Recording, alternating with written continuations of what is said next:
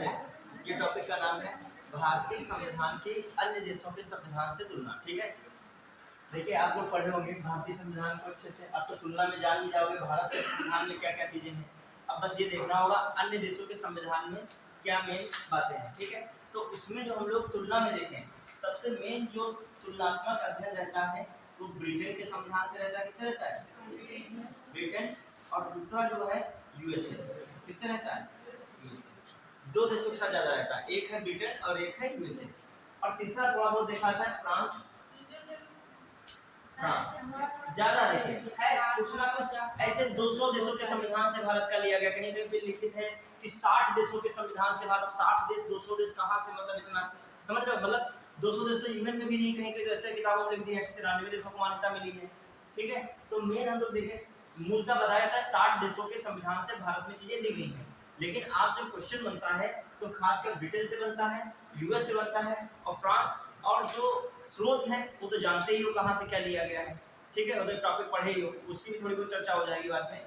ठीक है, मेन जो आपका देखा जाए भारत की जो व्यवस्थाएं देखा जाए संविधान में, ब्रिटेन से और किससे है? यूएसए से मेन जो देखा जाए इसको। अब बाकी जानते हैं संविधान का सबसे ज्यादा हिस्सा किससे रहा है?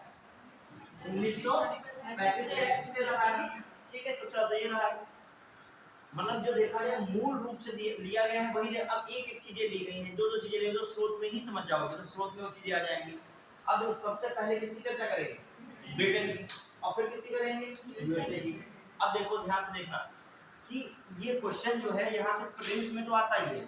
ठीक है, ये प्रीलिम्स में तो आ जाता है कि ये बात मतलब डिफरेंस करने को देखा होगा प्रीलिम्स में। नहीं होगे वैसे क्वेश्चन प्रीलिम्स वाले में भेज दूंगा आपको, देखिएगा कैसे क्वेश्चन आते हैं। मैच करने को आता है कि भारत के संविधान की अमेरिका के संविधान से क्या समानता है, ऐसे देगा तो जो समानता नहीं होगी तो जान जाओगे ऑप्शन में देख के। लेकिन मेन जो है ये जीएस पेपर 2 का है टॉपिक। किसका है? जीएस पेपर 2 का टॉपिक है। किसका? 2 का। उसमें आता है पॉलिटी के अंदर है, ये संविधान का टॉपिक, मतलब भारतीय राज्य व्यवस्था का ही टॉपिक है।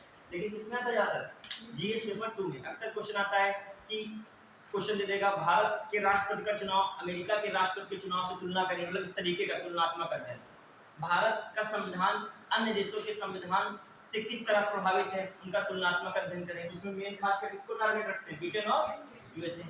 और ज्यादा पूछा ज्यादा है वो कुछ पूछा आता है, ये भी समझिए। ब्रिटेन को पूछा आता है, लेकिन दोनों में तुलनात्मक देखिए सबसे ज्यादा क्वेश्चन बनते हैं इससे यूएसए से। ठीक है, क्योंकि ब्रिटेन के संविधान की बहुत सारी चीजें अपने में वैसे भी आ चुकी हैं। क्लियर? लेकिन यहाँ से भी क्वेश्चन की सेकंड प्रायोरिटी इसको ही दे रहे हैं। तो देखिए सबसे पहला हम लोग इसको देखेंगे ब्रिटेन को। क्लियर? बढ़ाएंगे अब इसमें देखते हैं तो समझ गए कहाँ पे क्या मामला है। एक तो प्रीलिम्स में क्वेश्चन आते ही आते हैं, लेकिन जो मेंस की दृष्टि से जीएस पेपर 2 का है, हमको ये टॉपिक दिया भी गया था, जो हम लोग सिलेबस दिया जाता है उसमें सिलेबस में ये पॉइंट है भी। क्लियर? और ये जो है उसी हिसाब से हम लोग पढ़ाना भी होता है जिस हिसाब से उसमें टॉपिक दिया होता है। हाँ ये है कि हम उस कंटेंट को कितना बढ़िया पढ़ा सकते हैं, किस तरीके से आपको बिना देखे किताब पे समझा सकते हैं, ये आप मेरी जिम्मेदारी है। क्लियर? अब आइए देखिए, एक पढ़ना एक अलग होता है विषय, एक पढ़ना और फिर उसको अच्छे से समझाना एक अलग विषय। उसमें क्या क्रमबद्धता बहुत जरूरी होती है। क्रमबद्धता का मतलब समझ रहे हो कि कोई भी चीज स्किप ना हो। आप खुद 3 घंटे पढ़ लीजिए और फिर कहा जाए कि आप बिना देखे उसको क्या कीजिए, सामने वाले को समझाइए। और यदि आप में स्किल नहीं है तो बहुत मेहनत लगेगी स्किल आने में। अभी समझाने में पता चला तुम कौन सी चीज भूल जाओगे, उसमें पता कौन सा हिस्सा भूल गए। और ऑनलाइन में तो आजकल ये चलता है, पीछे पीपीटी चल रही है, उसी को देख के पढ़ा रहे हैं, उसमें तो आप भी पढ़ा सकते हो। ठीक है, उसमें तो क्या पीछे लिखा ही है, उसको समझाने में है वो। हालांकि वो भी कठिन कार्य होता है कि समझा वही सकता है जिसने क्या होगा, समझा होगा। ठीक है, लेकिन बिना देखे क्लियर करना, ये सब मेंस के टॉपिक हैं और टाइम भी इतना नहीं होता, उसमें लिखना भी बहुत पड़ता है। ठीक है, तभी मैं लिखते में स्पीड में लिखता हूँ। पीपीटी तो है नहीं बनी कि पूरा जो है लिखा हुआ है, और वो मेरे अकॉर्डिंग उचित भी नहीं होता है कि आपको एग्जाम में अपने आप ही तो लिखना है कि पीडीएफ मिल जाएगी वहां पे लिखने को। आपको भी वही चीज करो, एकदम दिमाग में क्या रखो, शटल रखो, तो जितना आप लिखोगे वही एग्जाम में भी लिख पाओगे। चलिए देखते हैं ब्रिटेन के संविधान से तुलना। ब्रिटेन के संविधान से तुलना।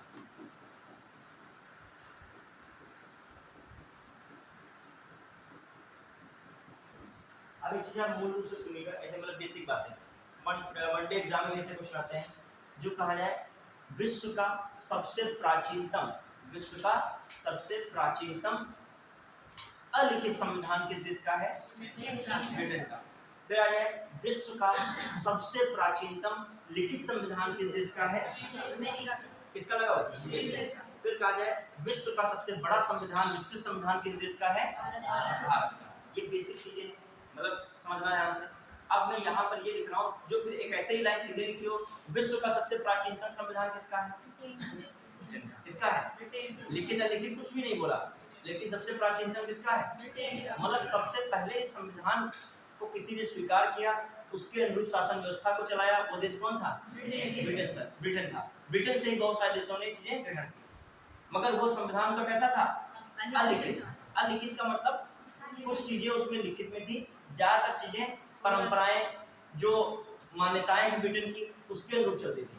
समझ रहे? आज नहीं ब्रिटेन की जो परंपराएं मान्यताएं हैं उसके अनुरूप बहुत सारी व्यवस्थाएं वहां पे चलती हैं। क्लियर? और बहुत छोटा संविधान होगा। अमेरिका का संविधान देखोगे, अमेरिका का क्षेत्रफल में कौन सा नंबर है? पहला नंबर किसका क्षेत्रफल में? रूस का है। सेकंड पे कौन आता है? कनाडा है। थर्ड पे कौन है? यूएसए। क्षेत्रफल में तीसरे नंबर पर है यूएसए है। अब भारत किस नंबर पे है? 7वें नंबर। इंडिया 7वें पे है। फोर्थ पे कौन है?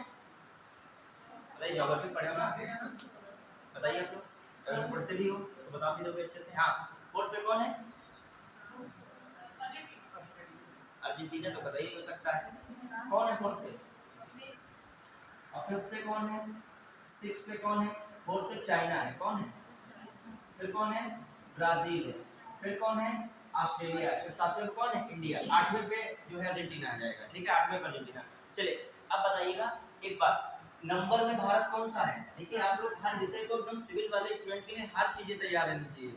आप देखो ये ज्योग्राफी का चीज यहाँ पे टर्म आ रहा है, अभी यहाँ पे एक ज्योग्राफी का टर्म आएगा। जब मैं ब्रिटिश संविधान बोलूंगा तो ब्रिटेन में कौन कौन से हैं, मतलब यूके में कौन कौन से देश शामिल हैं, ये पे इसमें प्रीलिम्स में भी क्वेश्चन आया है। ठीक है, आइए देखिए यूएसए है तीसरे नंबर पे क्षेत्रफल में और भारत किस नंबर पे? 7वें पे।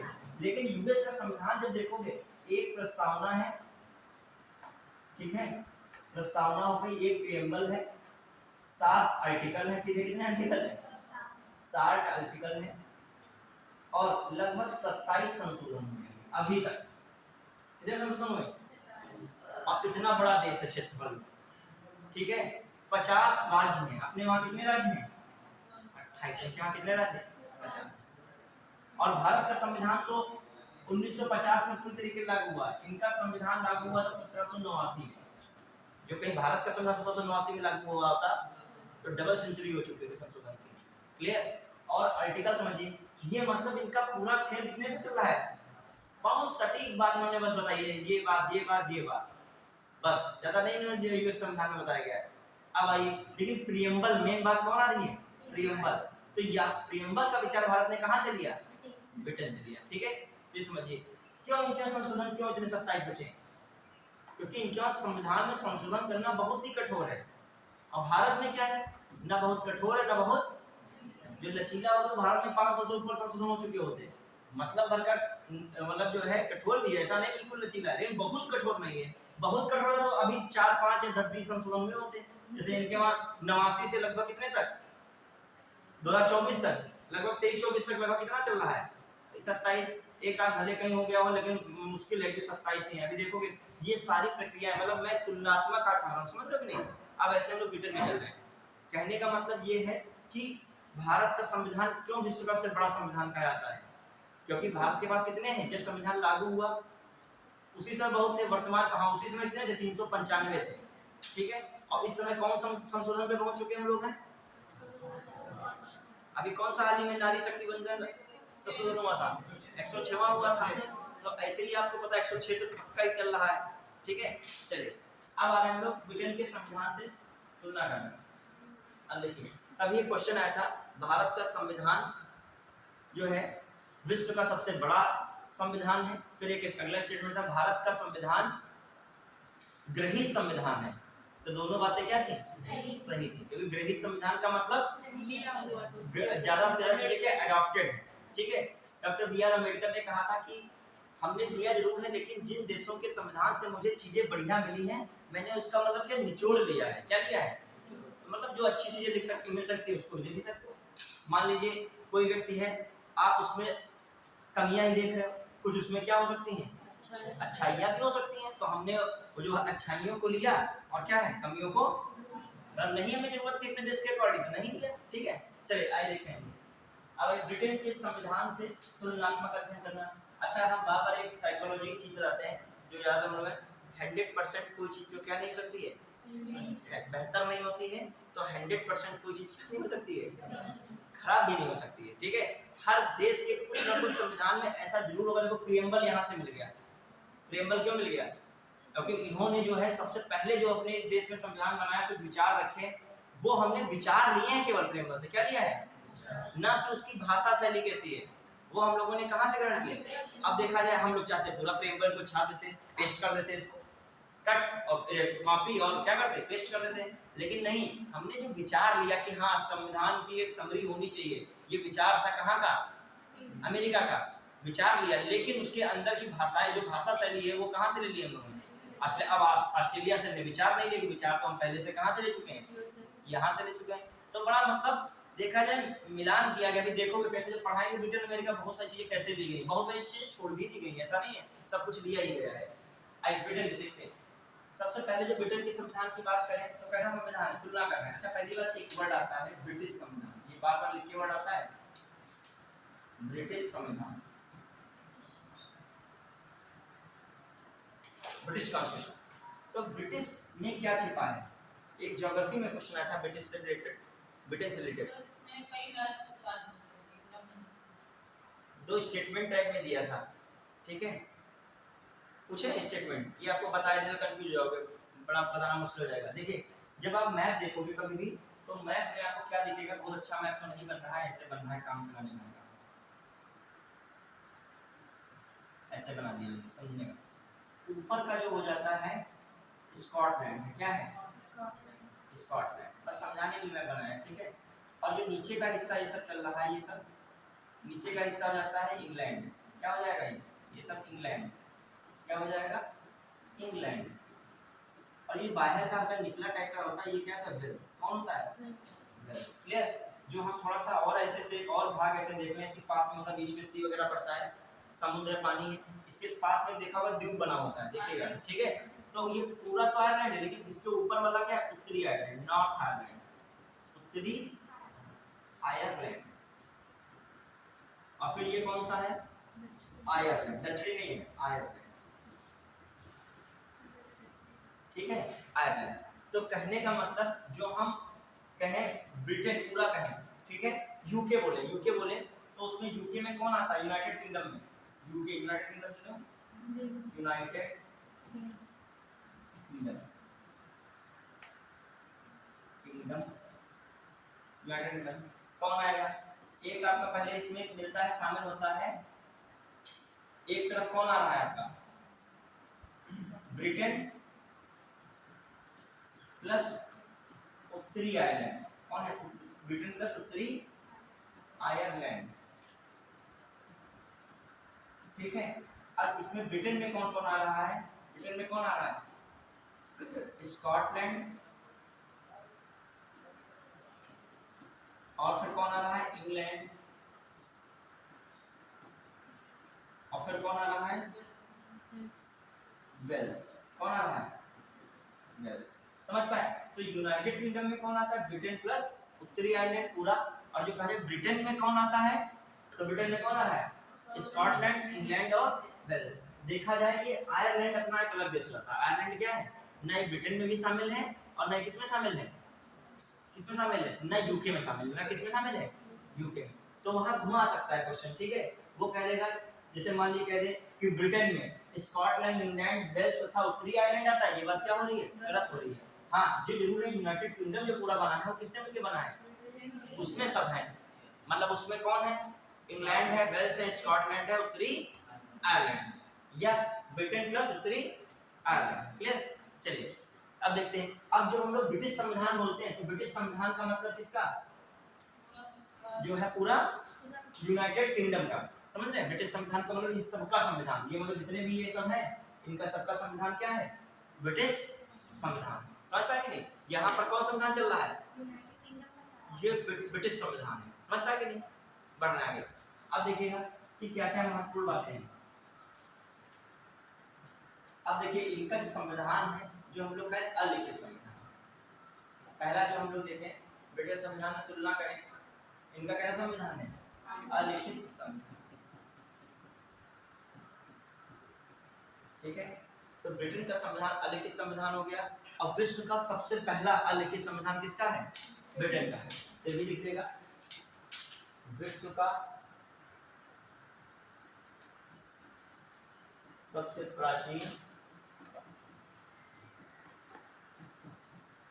तथा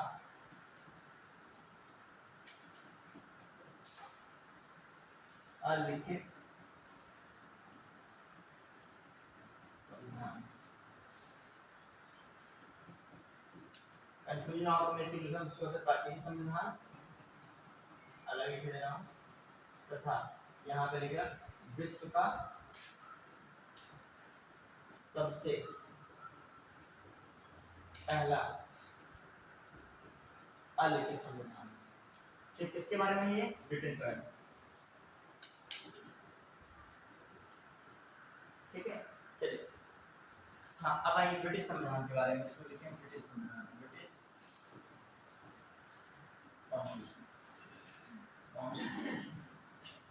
एक बात हो गई। अब आइए दूसरी बात। अच्छा, भारत में तुलना वही की जाए, भारत का संविधान कैसा है? जो हम लोग देखें भारत में क्या संविधान है, जो इधर भारत का रखें, भारत इंडियन कॉन्स्टिट्यूशन कैसा है? लिखित संविधान। यहाँ पर कैसा है? लिखित संविधान। ऐसा संविधान है लिखित संविधान। जो इसको देखें हम लोग लिखित संविधान में अपने वहां का लाइन लिख सकते हो, विश्व का सबसे बड़ा संविधान, विश्व का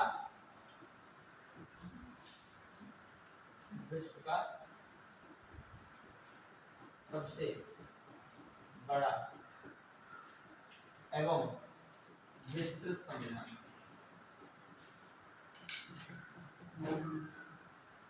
अमेरिका का संविधान पढ़ाने के लिए टीचर बहुत ज्यादा क्लासेस नहीं लेते होंगे, कि 7 आर्टिकल होते होंगे, 27 संशोधन होते होंगे, बस उतने में जो हो जाता होगा। लेकिन अपने वहाँ जो है संविधान को पढ़ाने के लिए उसका अध्ययन करने वाले और कराने वाले दोनों को बहुत मेहनत करनी पड़ेगी। ठीक है, हाँ आइए देखते हैं इसमें क्या मामला हो गया। विश्व का सबसे बड़ा एवं क्या है? विस्तृत संविधान है। क्लियर? अब ये तो मैंने बताया था, भारत का संविधान विश्व का सबसे विस्तृत संविधान है। इसके भी कारण हैं। क्या कारण मैंने बताया था? ये भी इस पे क्वेश्चन आया था, याद कीजिएगा, प्रीलिम्स में आया था। कारण बहुत सारे हैं। आखिर क्यों मैं कह रहा हूँ विस्तृत एवं बड़ा संविधान है? मैं विस्तृत संविधान क्यों बोल रहा हूँ? कारण है ना, क्या कारण है बताइए? सर अन्य देशों की अच्छाइयां वो चलो कॉमन है, जो सबको बड़ा ग्रहित संविधान है, बस तो ग्रहण किया गया संविधान, ज्यादातर ग्रहण किया गया है। नहीं, इसमें जो ज्ञाता लोग देखो पहली बात, एक पॉइंट नहीं हो सकता है, बहुत सारे पॉइंट हो सकते हैं। हाँ, ये बात हो सकती है, यहाँ पर विविधता ज्यादा है। ठीक है, यहाँ पर विविधता वाला देश है, चाहे आप क्षेत्रीय विविधता देख लो, चाहे आप लोगों के बीच विविधता देख लो, सबके पर्व अलग है, संस्कृतियां अलग हैं, बहुत सारे धर्म के लोग हैं, बहुत सारी जातियां हैं, जब बहुत ज्यादा जो विविधता है, तो इसलिए क्या है, एक में कॉमन वर्ड लिख दे रहा हूँ, इसलिए विविधता ज्यादा है, इसीलिए क्या है ये संविधान विस्तृत है। और बताइए क्या कारण हो सकते हैं? एक विविधता हो गया, कानून के जानने वाले ज्यादा लोग थे इसमें। चलिए एक ये भी बात हो सकती है, जो इसमें निर्माता थे वो किससे जुड़े थे? ज्यादातर किससे जुड़े थे? वकील थे। ज्यादातर देखिएगा संविधान निर्माता में सबने एडवोकेट की डिग्री लगभग की होगी, जितना देख लीजिएगा। और ये कारण है, जेन्युइन कारण है, वकील ज्यादा थे इसमें, कानूनविद ज्यादा थे बनाने वाले। तो जब वकील ज्यादा होंगे तो उनको ज्ञान ज्यादा ही होगा हर क्षेत्र में, उसका तुरंत ये फिर तर्क, ये फिर वितर्क, ये मतलब बहुत सारी चीजें तर्क हो सकते हैं उसमें। ठीक है, आलोचनात्मक बातें भी हो सकती है उसमें। और ये और कौन हो सकते हैं? 1935 के एक्ट से मतलब प्रभावित था। इसमें जो एक और एक पॉइंट लगता है, भारत का संविधान और इसलिए बड़ा हो गया कि 1935 का अधिनियम के चीजें क्या है इसमें ज्यादा है, लगभग 80% किससे चीजें आ गई हैं 1935। और 1935 का अधिनियम ऑलरेडी बहुत विस्तृत था। ब्रिटेन ने जो अपना विस्तृत बनाया था मामला 1935 का अधिनियम। और देखिए 1935 का अधिनियम यहाँ से नहीं पास हुआ था, यहाँ की संसद से। कहाँ से पास हुआ था? ब्रिटेन की संसद से पास हुआ। सोचा जाए भारत का संविधान अधिकांश ब्रिटेन का ही संविधान हो गया है। क्यों? अभी 1935 के अधिनियम से भारत का संविधान लिया गया अधिकांश हिस्सा, और 1935 का जब अधिनियम पास हुआ तो ब्रिटेन संसद में पास हुआ, तो वहाँ ब्रिटिशर्स जो पार्लियामेंट्री जो ब्रिटिश पार्लियामेंट के मेंबर होंगे उन्होंने कहीं ना कहीं तर्क वितर्क सब रखा होगा। तो देखा जाए इस पर किसका प्रभाव ज्यादा है? 1935 के अधिनियम का प्रभाव। और बताइए मेन पॉइंट पे और क्या विस्तृत होने के कारण हो सकते हैं, आप बता सकते हो? तो देखिए एक तो आपके लिए भी हो सकता है भारत में विविधतापूर्ण लोग हैं, बहुत सारी संस्कृति हैं, पर्व हैं, त्योहार हैं, लोग हैं इस तरीके के। दूसरा बात है भारत में भौगोलिक क्षेत्र में भी क्या देखी जाती है, कहाँ किसकी कौन सी चीज की जरूरत है।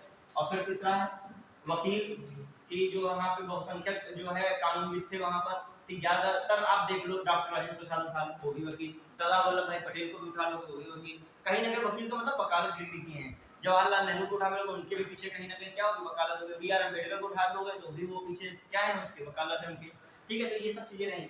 अब आइए 1935 के प्रभाव। और एक चीज है जो लचीला जो है ना ज्यादा कठोर है ना ज्यादा लचीला है, तो इसलिए क्या ज्यादा हो सके इसमें संशोधन भी ज्यादा हो चुके हैं, तभी और विस्तृत हो गया संशोधन में। ये देखिए 14 का 4 जो 14 का ए बताया मैंने, फिर ए में कौन जुड़ गया 323 ए 323 बी, अब इसमें जुड़ा तो है संविधान में, अब इसमें क्या हो गए कई सारी बातें इसमें फिर निकल के आ गए, फिर बढ़ गया।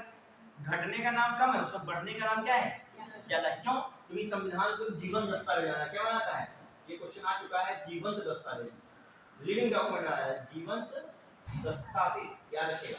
संविधान को क्या माना गया है जीवन दस्तावेज। इससे क्या तात्पर्य है कि भारतीय संविधान में समय के अनुसार कुछ चीजें बढ़ाई जा सकती हैं, कुछ चीजें घटाई जा सकती हैं।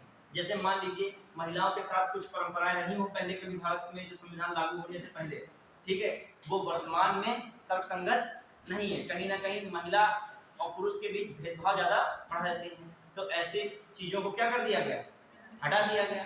कहीं पर ये दिखना चाहिए था कि महिलाओं का प्रतिनिधित्व बढ़ जाए, जैसे लोकसभा विधानसभा बढ़ाने के लिए कौन सी जोड़ दी गई 106वें संविधान संशोधन में महिलाओं का प्रतिनिधित्व बढ़ा दिया गया।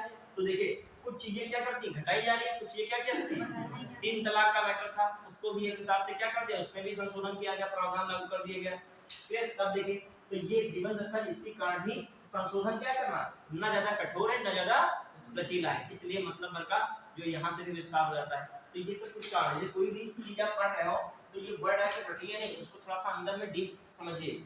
अभी कुछ पॉइंट्स यदि आ जाए तो आपके यहाँ से आ जाए। क्वेश्चन लिखा निम्नलिखित में से बताइए भारतीय संविधान का विस्तृत होने का कारण कौन नहीं है, तो जानते हो कौन है, वहां लिखा कठोर संविधान है या अलिखित संविधान है, ऐसी कोई बात लिखी तो वही शामिल नहीं होगा। अच्छा एक चीज और है भारत का संविधान कैसा है लिखित भी एक और ये भी कारण, लिखित चीजें क्या होती है डॉक्यूमेंट्स में ज्यादा बढ़ती रहती हैं, ठीक है। तो ये सब बातें हो गई। अब आइए तो हम लोगों ने भी बेसिक पहला पॉइंट देखा था इसमें कौन सा कैसा संविधान अलिखित, ब्रिटेन का संविधान अलिखित, लेकिन भारत की तुलना की जाए कैसा संविधान हो गया लिखित। अब अच्छा ब्रिटेन का भारतीय संविधान में प्रभाव क्यों ज्यादा पड़ रहा है, जो हम लोग देखें 1757 से 1857 एक में 1757 का प्लासी, फिर 1857 का प्रथम स्वतंत्रता विद्रोह, और फिर दूसरे फेज में देखते हैं या इसको हम एक और सन बढ़ा दे रहे हैं 1858। समझना ध्यान से देखिए 1757 जैसा पढ़ाया है आपको, 1858 युद्ध नहीं पढ़ाया है लेकिन ये बताया है, ठीक है। ये जो है ये बताया था इस समय भारत पर ब्रिटिश कंपनी का शासन था, किसका शासन था इस दौरान 1757 से 1858 ब्रिटिश कंपनी का शासन था। और ब्रिटिश कंपनी के शासन को रेगुलेट करने के लिए ब्रिटेन की संसद में बहुत सारे क्या बने कानून बने, किसके संदर्भ में बने भारत के संदर्भ में बने। 1773 का रेगुलेटरी एक्ट देख लो, वो भारतीयों के लिए नहीं था, वो किसके लिए था ब्रिटिश कंपनी के लिए था, कैसे कंट्रोल किया जाए उपहार वगैरह पे रोक लगा दी गई थी। फिर 1784 पिट्स इंडिया एक्ट, कैसे कंपनी को राजनीतिक और प्रशासनिक कार्यों क्या कर दिया गया था रद्द कर दिया गया था। जो भी देख लो इस दौरान सारे एक्ट जो आए हैं वो ज्यादातर किसके लिए आए हैं आए किसके लिए ब्रिटिश ईस्ट इंडिया कंपनी के लिए, लेकिन भारत में भी बाद में उनका प्रभाव रहा है, ठीक है, कुछ ना कुछ ये प्रभाव बना रहा। फिर आइए अगला जो आता था फेज याद कीजिए मैंने कौन बताया था 1858 से 1947। अब किसका शासन है ब्रिटिश ताज का, ब्रिटिश क्राउन का। अभी देखोगे उनकी कैसी व्यवस्था है राजतंत्रात्मक आज भी कई कई चीजें उनकी, उनका संवैधानिक राजतंत्र है पर आधारित कुछ चीजें हैं, अपने वहाँ हर चीज संवैधानिक गणतंत्र पर आधारित है। किसमें है? गणतंत्र। अभी ये बात निकल के आई तो देखिए ब्रिटेन ने लगभग देखा जाए 200 वर्षों तक भारत ब्रिटेन का उपनिवेश रहा है। 200 वर्षों तक भारत किसका उपनिवेश रहा है? ब्रिटेन का रहा है। तो बहुत सारी चीजें भारतीय संविधान में किसकी देखने को मिलेंगी? ब्रिटेन की देखने को मिलेगी, जिससे आप जिसके अंतर्गत रहे हो, जिसके अंडर में रहो, वो चला भी जाएगा लेकिन उसकी कुछ छाप जो है क्या रहेगी? बनी रहेगी। अच्छा, कुछ चीजें और भी हैं। ब्रिटेन होशियार भी इस मामले में था, उसने विश्व में सबसे पहला अपना क्या बना लिया? संविधान। तो कहीं न कहीं भारत को फायदा भी ये हुआ कि संविधान वाली प्रक्रिया भारत में आना आसान हो गई, क्योंकि किसका मतलब मामला था इससे पहले? ब्रिटेन का। ब्रिटेन ने विश्व में अपना पहला बना ही लिया। जहां पर वो रहना था, प्रयास उसका यही था कि अपना संविधान की चीजें कुछ लागू करे। यदि ब्रिटेन के पास ही ना कुछ होता तो कंपनी को बनाने के लिए क्या संविधान अपना बनाते, और बाद में उनसे चीजें हम लोगों ने बहुत ग्रहण की। अभी देखोगे जब पढ़ाऊंगा तो उसमें बहुत सारी चीजें ऐसी आती हैं, जैसे आप में आएगा पोर्टफोलियो सिस्टम, कैबिनेट व्यवस्था है अपने वहाँ कि प्रधानमंत्री विभागों को बांट देते हैं और हर विभाग का एक क्या बन जाता है? प्रमुख बन जाता है, वो कैबिनेट मंत्री के रूप में होता है। तो ये तो 1861 के अधिनियम से बात आई। पोर्टफोलियो सिस्टम किससे आई थी? 1861 से। बहुत सारी चीजें ऐसी मिली हैं और जो वर्तमान में जो है उनसे क्या हो रहा है? फायदा भी है। फायदा क्या मतलब? अभी एक व्यक्ति सारे कार्य करे और फिर एक व्यक्ति जो है काम को बांट के सबसे करवाए। डिफरेंस आएगा क्या दक्षता में कि नहीं? अभी आप शादी का अकेले कंट्रोल कर रहे हो, आप बीमार हो गए, मान लीजिए आपकी बुद्धि क्रैक हो गई थोड़ी सी कहीं और फिर रसगुल्ला उधर पड़े रह गए, वो उसकी चाबी नहीं मिली कमरे की, रसगुल्ला सब खराब हो गया सुबह। ठीक है, आपने सबको बांट दिया था कि आप भैया रसगुल्ला डिपार्टमेंट देखोगे, आप जो भोजन का डिपार्टमेंट देखोगे, हम कोई मेहमान आएगा जितना देखेंगे कि भैया खाना खाए हो कि नहीं खाए हो। पूरी व्यवस्था देखी जाती है ना, मैनेजमेंट। एक लोग हलवाई तरफ सपोर्ट में रहो कि पता कब आटा खत्म हो गया, क्या दाल खत्म हो गई, क्या मतलब ये विकेंद्रीकरण हो जाता है। ये व्यवस्था कहाँ से हम लोगों ने देखी? ये पता था हम लोगों क्या? नहीं, ये कहाँ से दिया गया? 1861 के अधिनियम से। ठीक है, चलिए वो सब आएंगे ब्रिटेन की बातें। पहली बात तो ये हो गई कि अलिखित। दूसरी बात आइए दूसरे पॉइंट पे, लचीला संविधान है। इनका संविधान कैसा है? लचीला संविधान। बिहार के ब्रिटेन के संविधान की तुलना की जाए तो इनका संविधान कैसा है? लचीला। ठीक है, अपने वहाँ का संविधान क्या है? भारत की तुलना साथ साथ कर रहे हैं, ना लचीला है, ना लचीला है और ना ही कठोर है। आखिर कहना क्या चाहते हो कि कहो?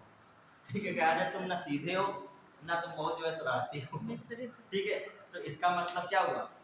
इसका मतलब है कि बहुत लचीला भी नहीं है और बहुत क्या है? कठोर भी नहीं है। ये जैन धर्म से प्रभावित है ये लाइन, कि जैन धर्म में हर चीज में ये हो सकता है, ये नहीं हो सकता। चा चा करके एक सप्तभंगिनी सिद्धांत पढ़ा है किसी ने जैन धर्म में, एंशिएंट हिस्ट्री में?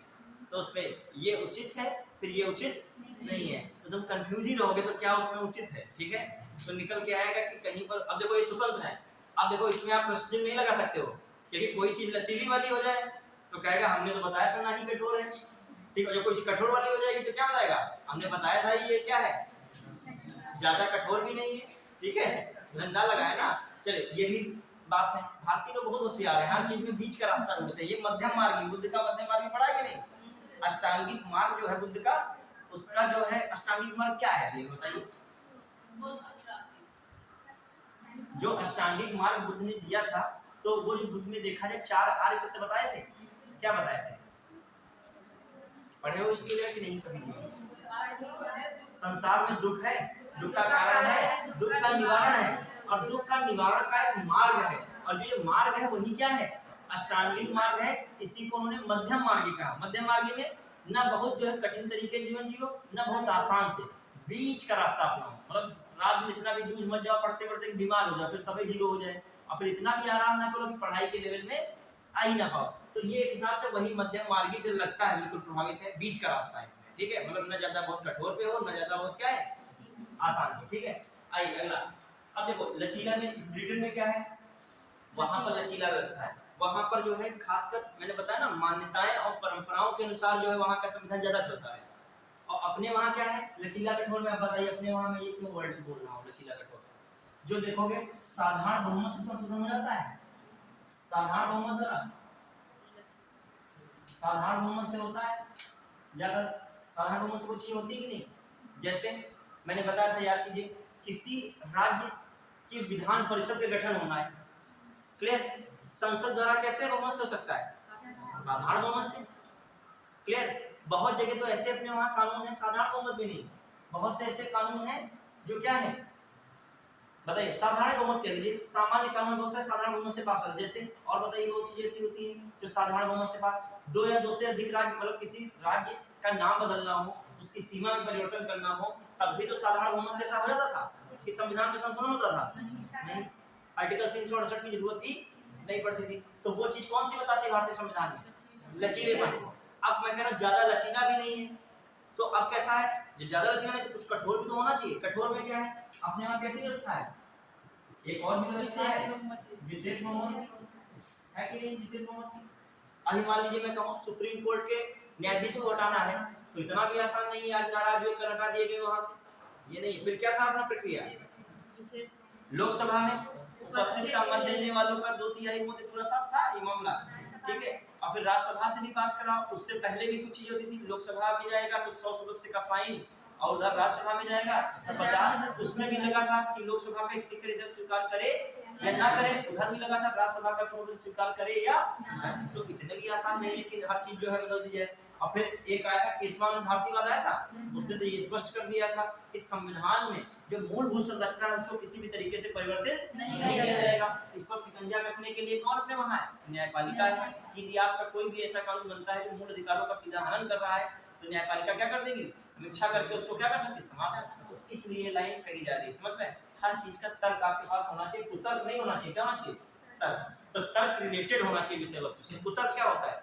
विषय वस्तु से रिलेटेड जो तर्क ना हो क्या होता है, कुतर्क। जैसे बात चल रही है कि पढ़ाई की, और वहां पर तुम कौन आंधी तूफान की बात करने लगे हो, मान लीजिए है बात पॉलिटी की चल रही है, तो रिलेटेड जो चीजें होंगी इससे रहेंगी। अब भला इसमें कुछ और हम मतलब जो है झोंकने लगे, इसमें हम मैथ पढ़ाने लगे इसमें आके, ठीक है, हाँ जो इससे रिलेटेड मैथ होगी जहाँ पे 2/3 है 4/3। अब जैसे मैं कह दूं अमेरिका में है 50 सदस्य हैं, इसका 2/3 है, तो अब ये बात क्या है, लगभग 16 पॉइंट समथिंग, 16 दूनी 32, लगभग 33-34 जा सकता है।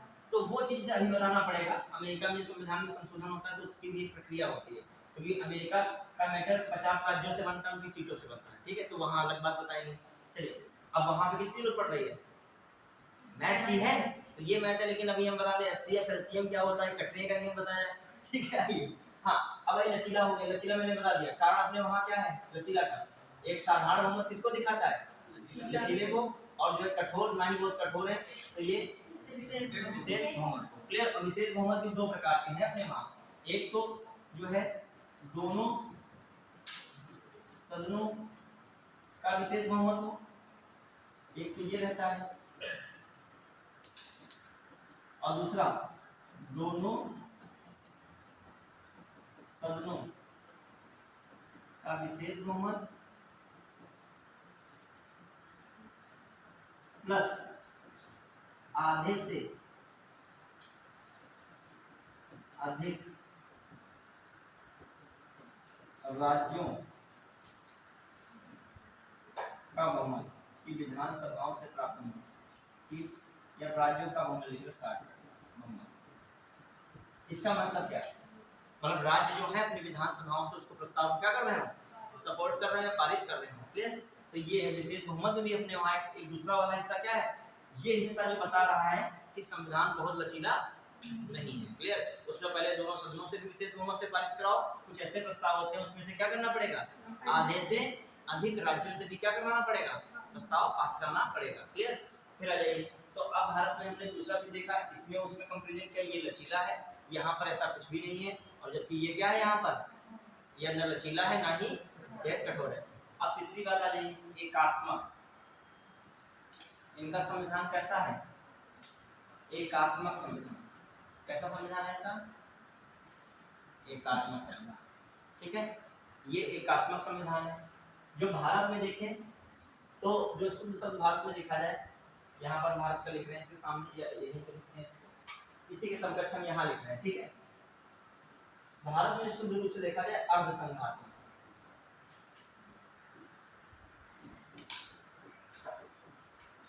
ठीक है। भले संघात्मक लिखा था लेकिन पूर्णतः संघात्मक है क्या, नहीं। शुद्ध रूप से देखा जाए कैसा है, असंघात्मक। अब देखो ऐसे मैं कह रहा हूँ इनका मतलब अपने वहाँ क्या है, थोड़ा बहुत लक्षण किसका है, एकात्मक का भी है और थोड़ा बहुत लक्षण किसका है, संघात्मक का भी है। तो इसीलिए मैंने कह दिया ना, भारत के संविधान में मध्यम मार्ग से ज्यादा अपनाई गई है। फिर बता रहा हूँ, देखो ना एकात्मक है पूरी तरीके से, ना पूरी तरीके से कैसा है, संघात्मक। तो एक केसी हियर थे, उन्होंने क्या बता दिया ऐसे संघात्मक व्यवस्था को, अर्ध संघात्मक। ठीक है, तुम बहुत ना परिश्रमी हो ना बहुत आलसी हो, कहा तुम अर्ध परिश्रमी हो, परिश्रमी हो, और जो मतलब तुम जो है क्या, दोनों का मतलब तुम मतलब मिश्रण है तुम्हारे में। ठीक है, चलिए। और ये ज्यादातर स्टूडेंट अर्ध परिश्रमी ही ज्यादा करते हैं। अर्ध परिश्रमी का मतलब पूरी तरीके से परिश्रमी भी नहीं, साल के 12 मासी जो वो पढ़ाई को करते हो। ठीक है, एक मंदी का दौर उनके समय भी आता है। जैसे कोई भी बिजनेस भी होता है, पूरे 12 महीने नहीं काम पे चल सकता है। कोई भी बिजनेस हो, कपड़े का बिजनेस हो, खाने पीने का हो, दवाई का भी बिजनेस हो, मेडिसिन का भी। इस समय मेडिसिन का बिजनेस चरम पर है। क्यों? मलेरिया, डेंगू, टाइफाइड अपने क्लाइमेक्स में है। उस मच्छर ने जो है पूरा जो है हंगामा मचा दिया मेडिकल लाइन में। चलिए अब आइए देखते हैं कि एकात्मक संविधान से क्या समझते हो। इसमें जो मेन पावर है ब्रिटिश सरकार का, ब्रिटिश में केंद्र सरकार का, किसके पास है, केंद्र सरकार का। सारी पावर किसके पास है, केंद्र सरकार। अब केंद्र सरकार राज्यों को डिस्ट्रीब्यूट करती है शक्तियां, केंद्र सरकार डिस्ट्रीब्यूट करती है। समझ पाएंगे नहीं, मतलब इसमें मेन पावरफुल कौन है, केंद्र सरकार के पास शक्ति, के पास, अब केंद्र सरकार के पास शक्ति है। मान लीजिए केंद्र सरकार ये है सब बोल रहे, और ये अपनी शक्ति जो है किसी इनको दे रहे हैं। ठीक है, और ये थोड़ा बहुत अपनी शक्ति का हस्तांतरण कहीं और नीचे की इकाई में कर रहा है। लेकिन रियल में किसके पास शक्तियां हैं, रियल में किस पे डिपेंड है, सब इन्हीं पे डिपेंड है। मतलब मेन चाहे तो यही जो है, कहीं संघात्मक की बातें नहीं कर रहे हैं कि आपको शक्ति दी गई। भारत में क्या है, भारत में जैसे ये है राज्य है, ये राज्य है, इनको शक्तियां मिली हैं केंद्र से। हाँ, लेकिन हर चीज में शक्तियां जो है मतलब स्वतंत्र नहीं है, हर एक चीज में स्वतंत्र ये नहीं, लेकिन शक्तियों का विभाजन है कि नहीं, शक्तियों का विभाजन। बताइए किस तरीके से शक्तियों का विभाजन है। भारत में 2 सरकारें चलती हैं कि नहीं, एक केंद्र सरकार, एक कौन है, राज्य सरकार। ठीक है, तो यहाँ पर लेकिन फिर भी जो कह दिया जाए, बहुत जगह ऐसा हो जाता है जहाँ पर केंद्र सरकार का कोई मतलब ही नहीं है, राज्य सरकार कोई मतलब ही नहीं है, किसके पास शक्ति डिस्ट्रीब्यूट हो जाएगी। तो इसीलिए मैं आपसे कहा, जैसे इलेक्शन कमीशन है, क्या है इलेक्शन कमीशन, अभी राज्यों का विधानसभा चुनाव 27 में होगा, तो राज्यों का विधानसभा चुनाव कौन कराएगा, इलेक्शन कमीशन। और इलेक्शन कमीशन कौन हो रहा है, भारत जो है निर्वाचन आयोग। ठीक है, अब भारत निर्वाचन आयोग कैसी बॉडी है, संघ की बॉडी है, और कहाँ चुनाव करा रही है। देखिए IAS IPS है, कहाँ सेलेक्ट करता है, कौन सेलेक्ट करता है, यूनियन पब्लिक सर्विस कमीशन, वह केंद्र सूची का, सर्व सूची का विषय है। और वो शक्तियां अपनी कहाँ प्रयोग कर रहा है, राज्यों। तो देखा जाए वहां पर तो कौन हो गया, और तो कौन हो गया, केंद्र हो गया। क्लियर। तो इस चीज में जो हम लोग कहें ना, हम लोग पास एकात्मक व्यवस्था है और ना ही कौन है, संघात्मक। अब देखो हमने बताया इसमें लक्षण, इसमें बताइए, जैसे मैंने कहा ये भी क्वेश्चन आता है प्रीलिम्स में, एकात्मक से कौन मिलते हैं और कौन संघात्मक से मिलते हैं। देखो ये टॉपिक आपको हर जगह बार-बार पढ़ने को नहीं मिलेंगे, जरा टीचर इसको पढ़ाते नहीं है, या यूट्यूब पे सर्च करें, जरा ये टॉपिक होते हैं कॉन्सेप्चुअल, इसमें आपको क्लास में ही रहना सबसे बेहतर है। अभी ये हम लोगों ने पूरा संविधान पढ़ा है, उसके बाद ये निचोड़ निकला है, सब समझिए। अभी कोई कह दिया जाए इसमें तो रटने चाहिए फटाक से, अभी सर्च करो मूल अधिकार, 100 लोग मूल अधिकार बताने के लिए खड़े हैं, तुम भी खड़े हो मूल अधिकार बताने के लिए, वो सिर्फ फैक्चुअल है। यूट्यूब पे सर्च कर लो, मूल अधिकार पूरा भर जाएगा, पता इतने मूल अधिकार समझाया गया है। ठीक है, ये टॉपिक क्या होते हैं, एक क्लास में सही शायद मिले भी ना, क्योंकि वो उन्होंने संक्षेप में कुछ बता दिया, कुछ इसकी हम तुम्हारा क्या कर रहे हैं, इधर से तुलना तो करा ही रहे हैं, भारत जब तुलना करते तो उसमें भी कारण बता रहे हैं, और कारण में भी क्या बता रहे हैं, उसके भी कारण बता रहे हैं। हम इसकी भी बात बता रहे हैं, एकात्मक क्या है यहाँ पर और संघात्मक क्या है। एकात्मक के लक्षण, ये क्वेश्चन आपके प्रीलिम्स में भी आते हैं, किसमें आते हैं, आपने देखे होंगे एकात्मक के इनमें से कौन जो है भारत के एकात्मक लक्षणों को प्रदर्शित कर रहे हैं। मैंने कौन से नाम बताया, बताइए, रिवीजन भी करिए, कुछ जो पढ़े हो इधर तो पूरा संपूर्ण पढ़े, उससे जुड़िए। ये कौन सी बॉडी एकात्मक लक्षण दिखा रही है, पहले बताइए। कौन सी चीज है आपकी, यूपीएससी है। यूपीएससी में जो सर्विसेज हैं, ऑल इंडिया सर्विसेज कह सकते हो, यहाँ पर एक मैं लिख दूं, ऑल इंडिया सर्विसेज, AISB की क्या दिखा रही है, एकात्मक लक्षण। और बताइए गवर्नर है जो आपके वहाँ, क्या है,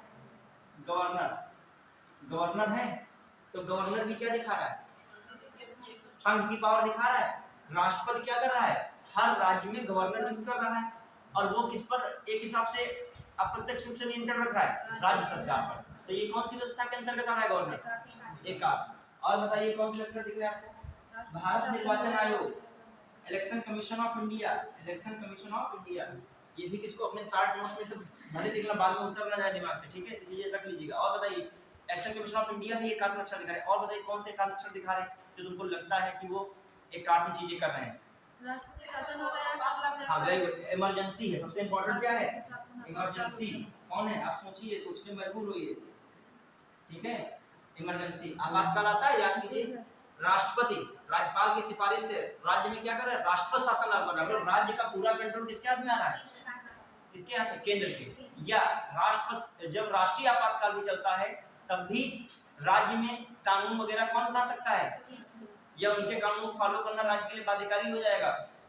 किसके लिए? किसके कानून को? केंद्र सरकार, संसद के मतलब, संसद का मतलब संघ, ठीक है, केंद्र सरकार। ये आपको कौन से लक्षण दिख रहे हैं खास? और भी कोई दिख रहे हैं आपको मेन जो तुमको दिखाते हो? एक हिसाब से यूटीज में भी जहां पर विधानसभा है वहां के मुख्यमंत्री की नियुक्ति कौन कर रहा है? प्रेसिडेंट।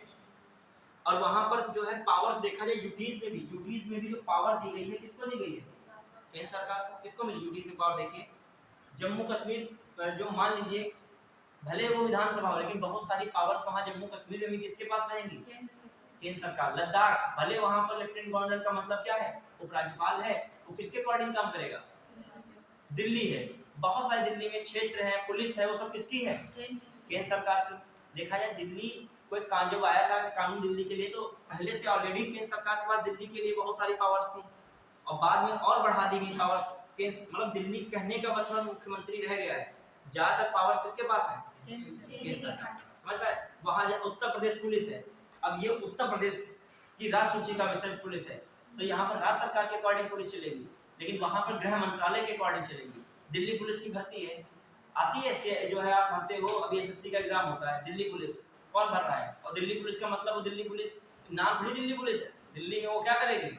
सारा कुछ कार्य करेगी। वो किसके अंतर्गत कार्य करेगी? गृह मंत्रालय के। तो पूरे हिसाब से विधानसभा दिल्ली है, लेकिन जो पुलिस है वो किसकी है?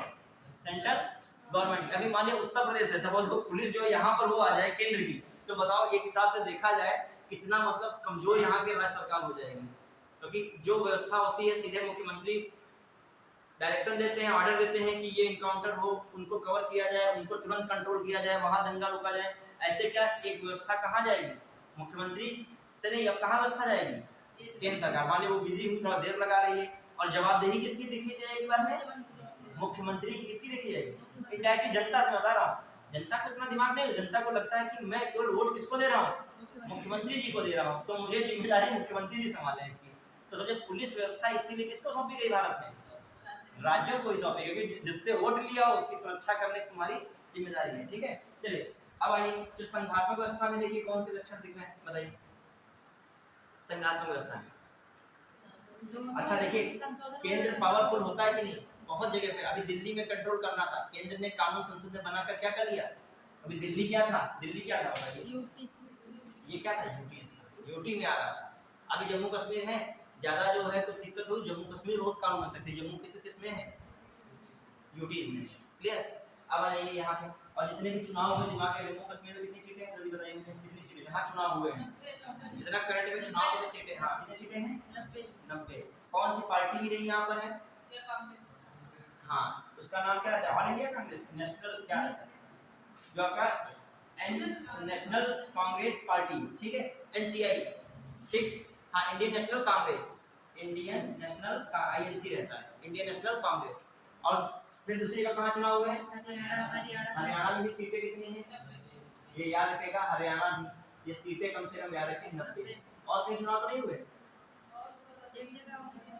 जहाँ पे चुनाव हल्की सीटें। देखो बाद में रटते घूमते हो विधानसभा चुनाव में कितनी किसकी सीटें हैं, इससे बड़ा जहाँ चुनाव होता जाए उसको फटाफट। राजस्थान में चुनाव हुआ 200 सीटें हैं, तुरंत अरुणाचल प्रदेश में चुनाव हुआ, कहाँ हुआ था? दो साइड में, अरुणाचल में हुआ था कि नहीं? हाँ, अरुणाचल में कितनी सीटें थी विधानसभा की? मिजोरम में चुनाव हुआ था 40 सीटें थी, अरुणाचल में कितनी थी? 60 सीटें थी। सिक्किम में कितनी सीटें थी? कितनी थी? 32 सीटें थी। तो आपको अलग से याद नहीं करना पड़ेगा। यहाँ पे किसकी सरकार बन गई? ठीक है, बीजेपी की बन गई। क्लियर? तो ये सब चीजें हो रही। अब आइए देखिए यहाँ पर मामला, फिर आइए संघात्मक के लक्षण मुझे बताइए एक बार। संघात्मक के लक्षण कौन कौन है? संघात्मक व्यवस्था के लक्षण बताइए। मतलब इसमें किसको पावर दी जा रही है? राज्य को। ध्यान रखना, संघात्मक का मतलब राज्य को पावर्स मिल रही है। पहली बात, इसमें संघात्मक में कैसा लगभग संविधान हो रहा है? देखिए जहां पर संघात्मक व्यवस्था होती है वहां संविधान कैसा होता है भी बता रहा हूं। देखिए अमेरिका पूर्णतः संघात्मक है, वहां संविधान कैसा है? लिखित है। समझ पाए कि नहीं? अब ये दूसरा लक्षण कौन है? लिखित संविधान। और बताइए, दो सरकारें हैं दो सरकारें कि नहीं? दो सरकारें मतलब केंद्र और राज्य में। और बताइए इसके क्या लक्षण हो सकते हैं संघात्मक के? राज्य समवर्ती सूची, केंद्र सूची, राज्य संघ सूची, राज्य सूची है कि नहीं?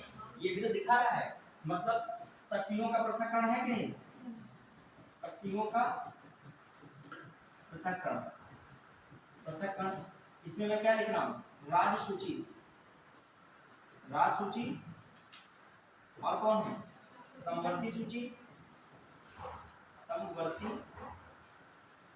सूची, और एक और मैं लिख रहा हूं संघ सूची। जो यहाँ पर राज्य सूची आया है, राज्य सूची किसको दिखा रहा है? कौन सी पावर दिखा रहा है? संघात्मक, राज्य की पावर दिखा रहा है। और ये कौन? संघ की। हालांकि बाद में इस पे भी कानून राज्य बना, संघ बना सकता है, लेकिन शक्तियां क्या है? डिवाइड है। चलिए और बताइए। अच्छा, संघात्मक में एक और लक्षण हुआ है एकल नागरिकता। एकात्मक में भारत की नागरिकता कैसी है? एकात्मक। तो ये भी तो एकात्मक का लक्षण है।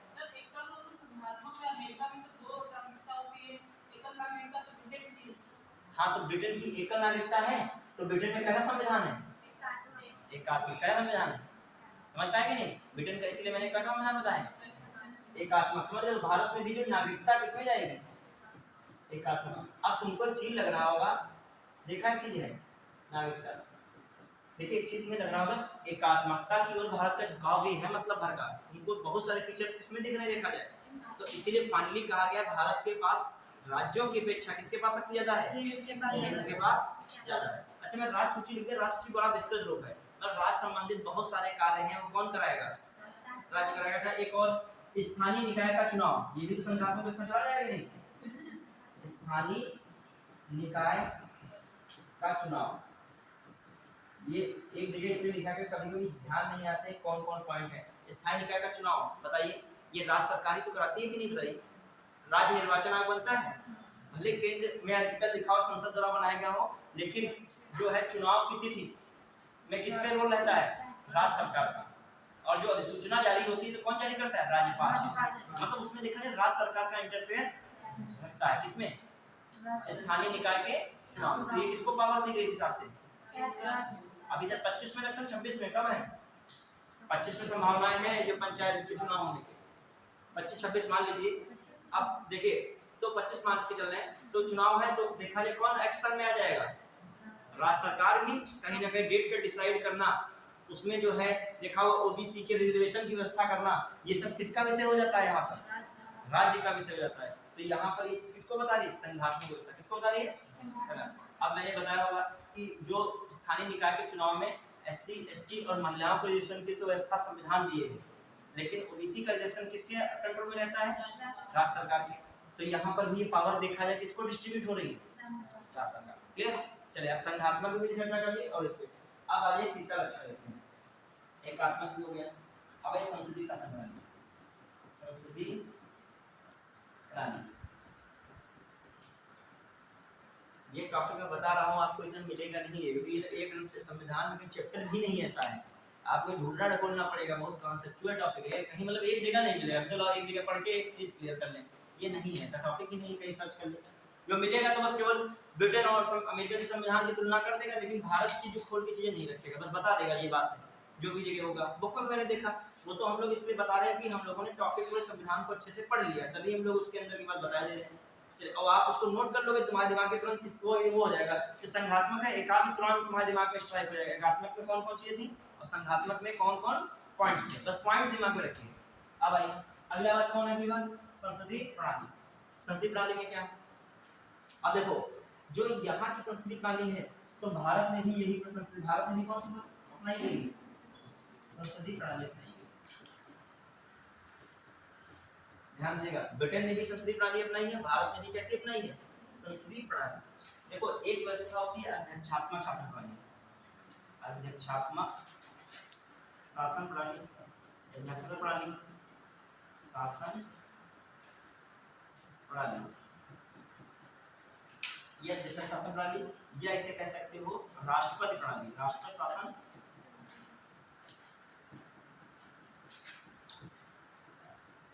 ठीक है, और ये कैसी है, संसदीय शासन प्रणाली लिखना चाहो, पार्लियामेंट्री सिस्टम, संसदीय शासन प्रणाली, ये ब्रिटेन ने अपनाया है। अब देखो कैसे क्या चीजें हैं, जो ब्रिटेन ने जो पार्लियामेंट्री सिस्टम देखा जाए, ठीक है, तो ब्रिटेन ने भी अपनाया और भारत ने भी ठीक वैसे ही इसको अपनाया, लेकिन ठीक वैसे कहना बहुत उचित नहीं है, वही अपनाई है, कुछ चीजों में क्या है डिफरेंस है। अब फिर समझोगे इस बात को। अब ये भी जब आप पढ़ा रहे थे, मैं प्रधानमंत्री पढ़ा रहा था, जब मैं कार्यपालिका पढ़ा तो मैंने इस चीज का जिक्र किया था, तुम ध्यान देना, ध्यान नहीं दिया तो कोई बात ही नहीं, और क्लास में इसका डिस्कस किया था। देखिए यहाँ पर भी दोहरी कार्यपालिका है, ऐसी कार्यपालिका, दोहरी कार्यपालिका। ये क्लास जो है नोट से नहीं आएगी, जैसे बहुत लोग नोट्स हम देख रहे हैं छाप ले, कोई नोट से कोई मतलब नहीं इसमें था, इसमें है शब्द बहुत कम लिखे जा रहे हैं लेकिन अंडरस्टैंडिंग ज्यादा हो रही। अब यहाँ पर भी दोहरी कार्यपालिका है, कैसी कार्यपालिका, दोहरी कार्यपालिका।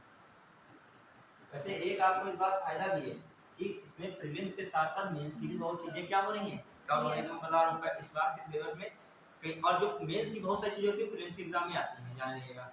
और जहाँ पर मेंस का खिलाड़ी होता है प्रीलिम्स वाले से आगे निकल जाता है उसी जगह, क्योंकि वो तो मेंस वैसे भी पढ़ा होता है, और वही मेंस निकालने वाले प्रीलिम्स में बहुत आ जाते हैं, बहुत होते हैं, एग्जाम कर देते हैं, तो उनसे फाइट बराबर कर सकते हो।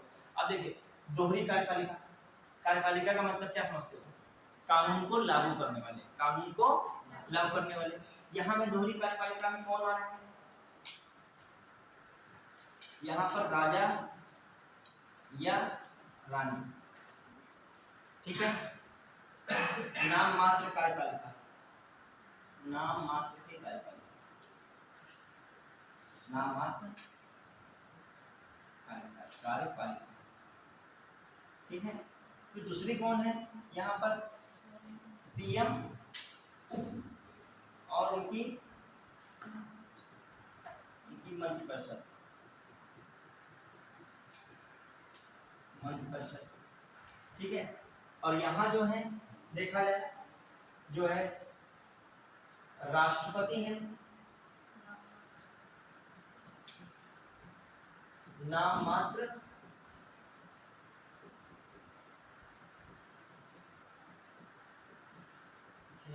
कार्यपालिका, ठीक है।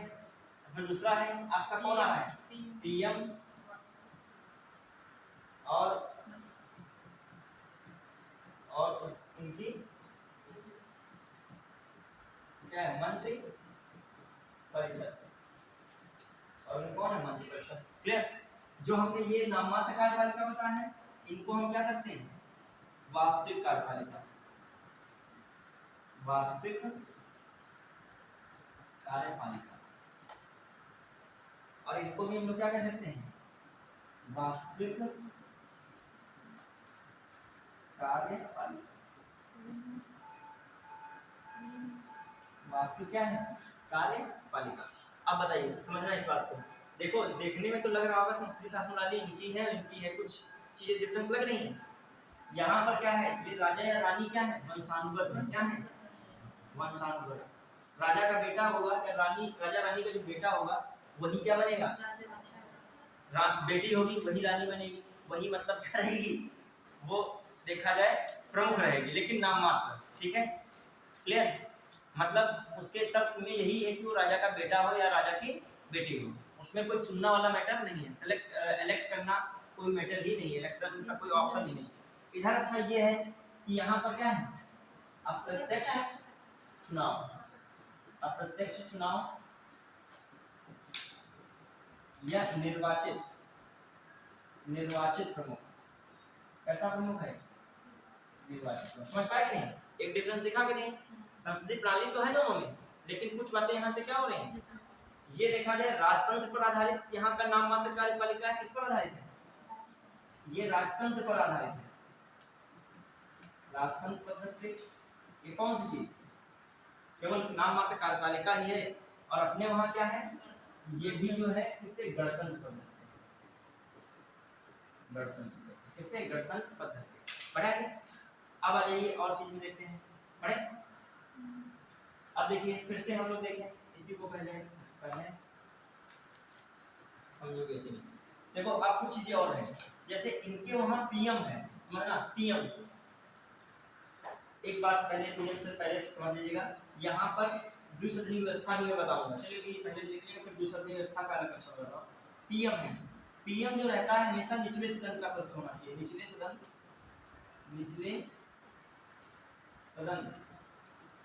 का सदस्य,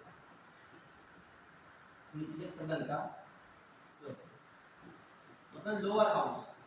कहाँ का सदस्य होना चाहिए, लोअर हाउस का सदस्य होना चाहिए। समझ पा रहे हो? मतलब जो लोअर हाउस है वहां कहा जाता है उसे क्या कहा जाता है, बताइए क्या कहा जाता है? हाउस क्या, people of, house of people. और बताइए कोई और नाम है उसका वहां का, जो है वहां की संसद में सिस्टम क्या कहता है, हाउस ऑफ कॉमन्स कहता है। क्या कहता है, हाउस ऑफ कॉमन्स।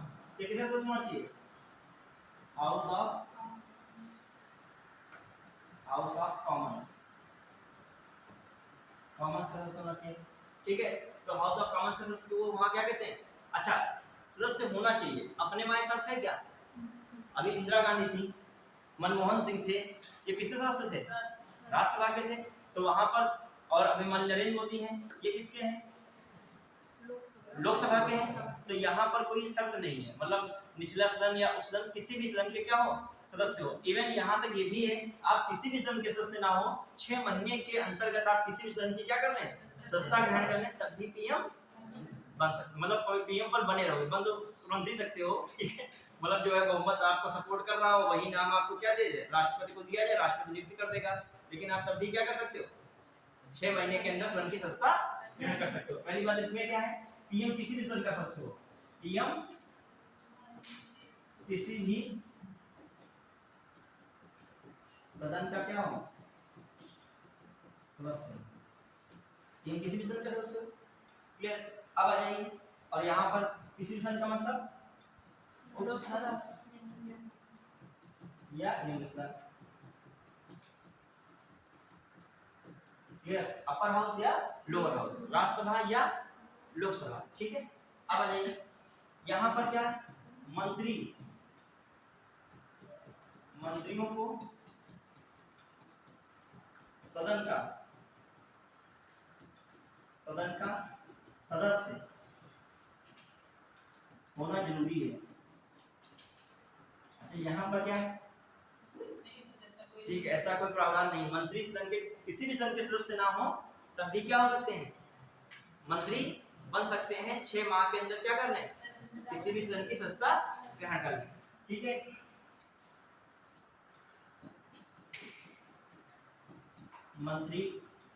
मंत्रियों के लिए सदन की सदस्यता अनिवार्य नहीं, सदन की सदस्यता, इमेजिन करो कि अनिवार्य नहीं, पहले इमेजिन कीजिए कि कोई भी व्यक्ति जो है ना सदन का सदस्य हो और मंत्री बना दिया जाए, उसके लिए कितना बड़ा सोने पे सुहागा होगा। समझ रहे हो कि नहीं, मतलब चुनाव भी नहीं लड़े हैं और सीधे सीधे क्या रखे हैं, मंत्री। और मान लीजिए जो सदस्य बना हुआ लेडी, वो सदस्य तक ही रह गया और वो क्या बनते हैं, मतलब वो सदस्य बन के बहुत जो है कार्य में लगे हुए थे, बहुत संबंध थे कि हमको सरकार शायद हम पर ध्यान दे दे, हमको क्या बना दे जाए, मंत्री। अच्छा एक चीज देखा, संसद हो या विधायक हो, प्रयास क्या करते हैं, मतलब प्रयास रहता है कि ज्यादा ज्यादा ऐसे कार्य हम कुछ करें जो सरकार की नजर में आए, मुख्यमंत्री की नजर में, या क्या है, प्रधानमंत्री की। हर बार में ये बताया करते हैं प्रधानमंत्री के निर्देशों के अनुसार, प्रधानमंत्री के सपनों के अनुसार मैं पूरा कर रहा हूँ। क्योंकि एक जो लड़क रहती है अंदर, क्या बनी रहती है, क्या बनने की रहती है, मंत्री बनने, क्योंकि अपने वहाँ संसदीय शासन प्रणाली है और संसदीय शासन प्रणाली में किसके पावर है, पीएम, और राज्य में किसका, सीएम। तो यही सदस्य प्रयास किया करते हैं हर जगह पे जो है अपनी बात कहने से पहले उनका जो लाइन जरूर लिखते हैं, बोलते हैं, और उन्हीं की मनसा के अकॉर्डिंग चलते हैं, मतलब उन्हीं की जो है मन में समझ जाते हैं, देखो विचार और मन से मनसा समझ जाओगे आप, तो उन्हीं के अनुरूप कार्य करेंगे। क्लियर? क्योंकि उनका प्रमोशन किसके हाथ में है, जैसे आप कर्मचारी होते तो आपका प्रमोशन चीजें आपके ऊपर अधिकारी है, ठीक है, तो आप उन्हीं के अकॉर्डिंग कहोगे, कि उनको कोई खराब लगने वाली बात आप नहीं कहोगे। प्रयास ये रहेगा। यदि मान लीजिए उन्होंने कहा ये समोसा जो है बहुत अच्छा है, ठीक है, भले आपको वो नहीं तो वाकई में ये समोसा जो है बहुत अच्छा है, क्योंकि आप पता है आपको कि ये समोसे बात नहीं है, यहाँ बात क्या है, हायरार्की की। हायरार्की का मतलब कि हमारे जो कार्य होंगे उनके लिए उत्तरदायी कौन, जवाबदेही कौन है, उत्तरदायी कौन है, हमसे ऊपर वाले हैं, ठीक है। अब आइए तो ध्यान दीजिएगा, मंत्रियों के लिए क्या सदन की संस्था अनिवार्य नहीं। अब यहाँ पर क्या है, लेकिन 6 माह के भीतर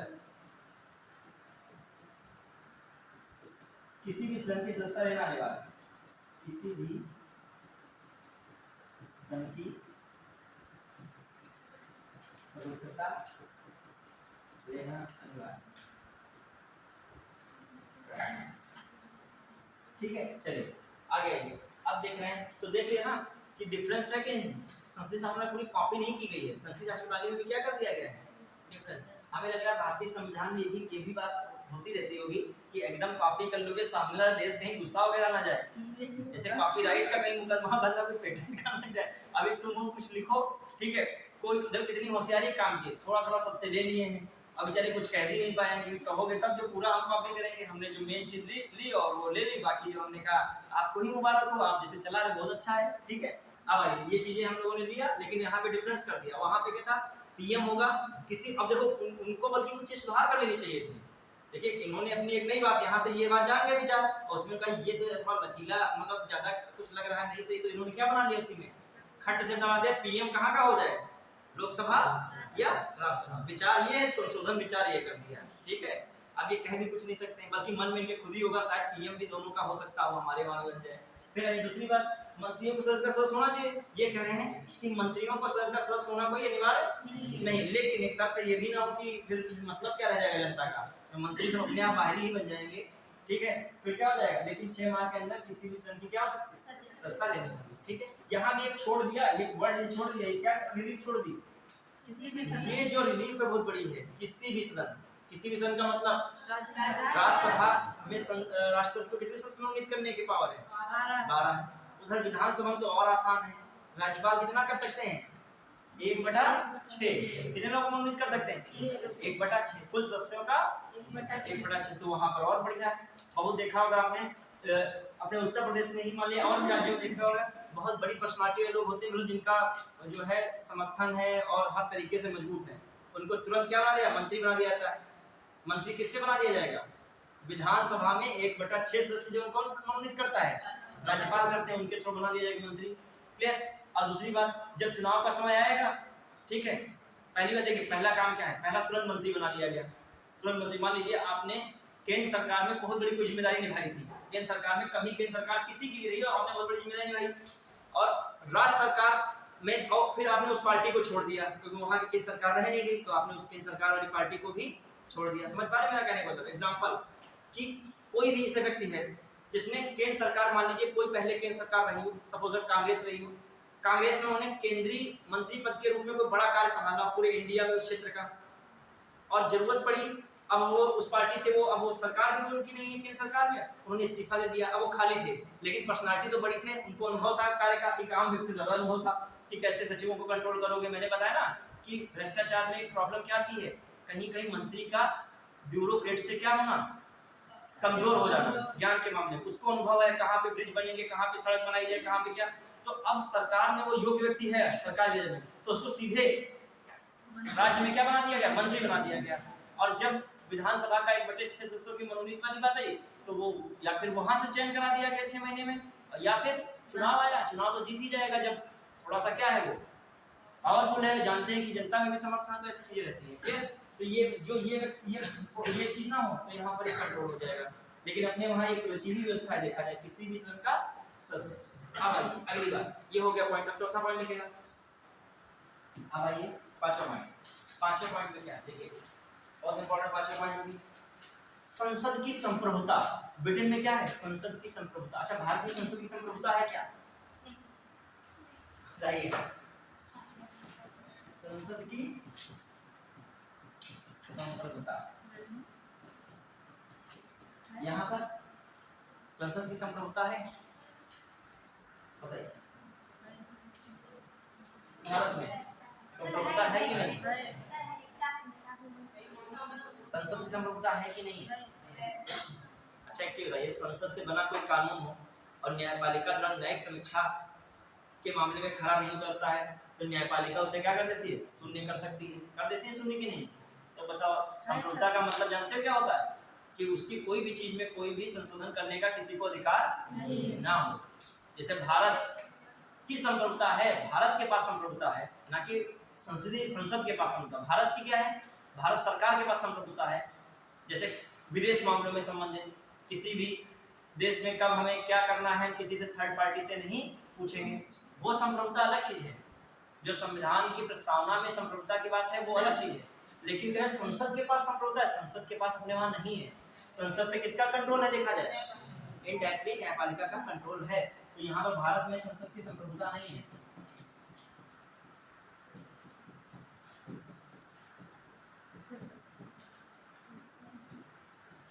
सॉवरेनिटी कहते हैं संप्रभुता, ठीक है? नहीं, खुला भी ना लगा देगा संप्रभुता है, ठीक। भारत की संप्रभुता अलग होती है, जो अपने वहां उसमें आया है, क्या कह सकते हो, प्रस्तावना प्रेमबल में, वो अलग चीज है। क्लियर? हमेशा उसमें ये नहीं कहता संसद की संप्रभुता को बनाए रखना, ठीक है? भारत की संप्रभुता है, ठीक है? चलिए अब आइए, ये क्यों ये दायर कर लेते हैं? न्यायपालिका,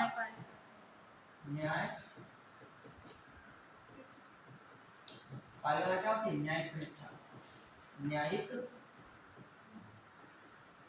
समीक्षा। और न्यायिक समीक्षा में यदि कोई कानून संविधान का क्या करता है? संविधान की मूल संरचना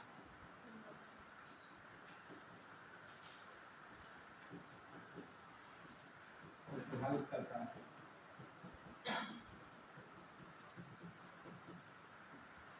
तो संसद द्वारा बनाया गया कानून को संसद द्वारा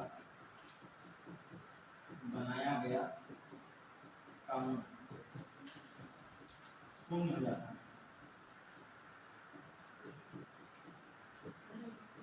समझ पाए इसका मतलब? यही क्या है? संसद की संप्रभुता को नियंत्रित किए हुए। अब आइए अगला पॉइंट लिखेगा, संसद की संप्रभुता कवर कर लीजिए, पूरा हो जाएगा। हाँ, अब छठा, अब इसमें क्या है? कानून का शासन। कानून का शासन यहाँ भी है, यहाँ पर लिख रहे हैं।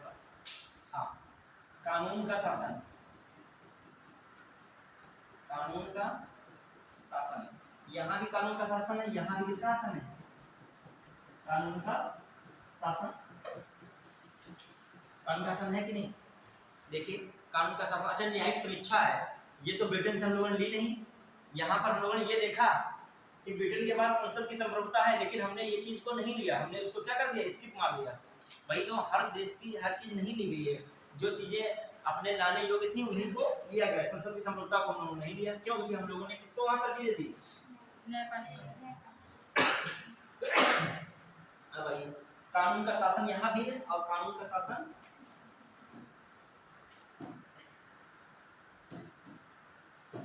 कानून का शासन कहाँ है? यहाँ भी है। अब आइए और चीजों में क्या है? ऐसे मंत्रिमंडल, मंत्रिमंडल, ठीक है? उनके वहां भारत का मंत्रिमंडल, ठीक, मंत्रिमंडल। देखिए अपने वहां के मंत्रिमंडल, उनके वहां के मंत्रिमंडल है। वहां पीएम है एंड 20 मंत्री हो सकते हैं। लगभग कितने मंत्री रहते हैं? 20, ठीक है? अपने वहां क्या है? जो है पीएम है एवं कितने? अब देखिए अपने वहां मंत्रियों को डिसाइड किया गया संख्या के आधार पर, ठीक है? यदि लोकसभा में कुल सदस्यों का 15% से अधिक मंत्री नहीं हो सकते, मंत्री नहीं हो सकते। समझ पाए? लिख लीजिएगा कि अपने वहां क्या सिस्टम है कि मंत्रियों की संख्या किस हिसाब से डिसाइड है? लोकसभा के कुल सदस्यों की संख्या का 15% से अधिक मंत्री नहीं हो सकते हैं। अब ये बात मुझे बता दें किस संविधान संशोधन में कही गई है?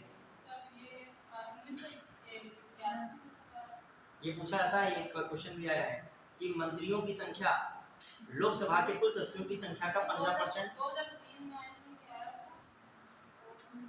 कौन सा संविधान संशोधन है? ये मैंने चर्चा की भी होगी इसकी, कहीं ना कहीं पढ़ाया होगा पॉलिटी, तो उसमें किया जरूर होगा चर्चा। बताइए, ये जो है, बताइए, ध्यान दीजिएगा, ये जो कहा गया है 91वां CAA 2003, ठीक है, ये 91वां नंबर है। कौन सा नंबर है? 91वां संविधान संशोधन 2003 में बताया गया। यहाँ पर दूसरी भी चीज बताई गई, एक तो लोकसभा में है, दूसरी बात किसमें जो है विधानसभा में भी बताया गया है। राज्य के मामले में, राज्य में विधानसभा के कुल सदस्यों का 15% से अधिक मंत्री नहीं हो सकते, मंत्रियों की संख्या नहीं हो सकती, ठीक है। तो राज्य के विधानसभा में जितने कुल सदस्य हैं उनका 15% से ऊपर मंत्रियों की संख्या नहीं रखेगी। ये नहीं डिसाइड नहीं किया कि 15 है 20 है, ये रखा गया। एक और बात मैंने बताई थी, राज्य की विधानसभा जितनी भी हो उसमें 12 से नीचे मंत्री, 12 से कम मंत्री भी कहीं भी नहीं हो सकते हैं। लगभग कितने मंत्री होने चाहिए? 12। लेकिन आप ये लाइन दे ध्यान रखिएगा, कौन सी मैंने बताई? विधानसभा के कुल सदस्यों का 15% से ऊपर राज्य में मंत्री नहीं हो सकते हैं। समझ पाए कि नहीं बात को? कौन सा विधान संशोधन है? 91वां संविधान संशोधन 2003 में पूछा गया कई बार, ठीक। अब आइए, अब यहाँ के मंत्रिमंडल, यहाँ अब देखिए, यहाँ पर भी मंत्रिमंडल की व्यवस्था है, इनके वहाँ भी अपने भारत में मंत्रिमंडल व्यवस्था है, लेकिन डिफरेंस क्या है? अब यहाँ जो है मंत्रिपरिषद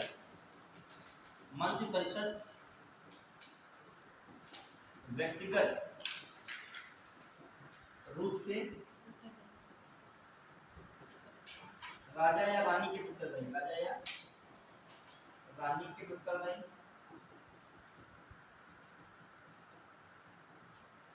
और यहाँ पर किसके प्रति है?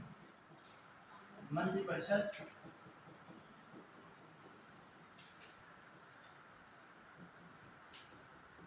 व्यक्तिगत रूप से राष्ट्रपति के उत्तरदायी, राष्ट्रपति के प्रति उत्तरदायी। इसको याद कर लीजिएगा कि संघ की मंत्रिपरिषद होती है, संघ की मंत्रिपरिषद किसके उत्तरदायी होती है? व्यक्तिगत रूप से किसके उत्तरदायी होती है? राष्ट्रपति के। क्लियर? अब यहाँ पर जो है, जो कहा जाए संघ की मंत्रिपरिषद, मंत्रिपरिषद सामूहिक रूप से, संघ की मंत्रिपरिषद सामूहिक रूप से निचले सदन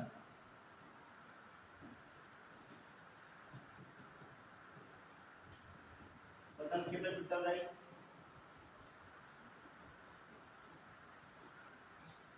और यहाँ पर जो अपने वहां ये बहुत पूछा भी जाता है, ठीक है, जो है संघ की मंत्रिपरिषद, संघ की मंत्रिपरिषद, लिखेगा ऐसा नहीं, मंत्रिपरिषद सामूहिक रूप से किसके उत्तरदायी है? ये नहीं, बहुत क्वेश्चन आया है कई बार, 21-22 वाले में क्वेश्चन आया है, ये किसके उत्तरदायी होती है? तो फेमस क्वेश्चन है, तो सब बच्चों को याद रहना चाहिए पॉलिटी में। तो संघ की जो मंत्रिपरिषद सामूहिक रूप से किसके होता है? लोकसभा के। किसके उत्तरदायी होती है? क्योंकि लोकसभा ही जो है सरकार की भूमिका किसकी होती है? सरकार किससे बनती है? भारत में सरकार कौन डिसाइड करता है? लोकसभा। तभी जो मंत्री होते हैं किसके विरुद्ध जवाबदेह उत्तरदायी होते हैं? राज्यसभा के उत्तरदायी नहीं है, सामूहिक रूप से किसके उत्तरदायी है? लोकसभा के। अविश्वास प्रस्ताव कहाँ लाके सरकार को गिराया जाता है, गिराया सकता है? लोकसभा में, राज्यसभा में नहीं। इसीलिए यहाँ पे कौन है? किसी मंत्री के खिलाफ जो है विश्वास प्रस्ताव लाया गया, पास करा लिया गया, तो कहाँ सरकार गिर जाएगी? तो सामूहिक रूप से मंत्री किसके उत्तरदायी हैं? लोकसभा। देखिएगा बहुत बार क्वेश्चन वहाँ लिखेगा संसद, तो भी गलत। संसद में कौन आ जाएगा? दोनों आ जाएगा, तीनों बल्कि आ जाएंगे, राष्ट्रपति तो आ जाएगा। तो देखा जाए तो पर्टिकुलर वर्ड यही लिखना चाहिए, मंत्रिपरिषद की मंत्रिपरिषद सामूहिक रूप से किसके उत्तरदायी? लोकसभा के उत्तरदायी, सामूहिक रूप से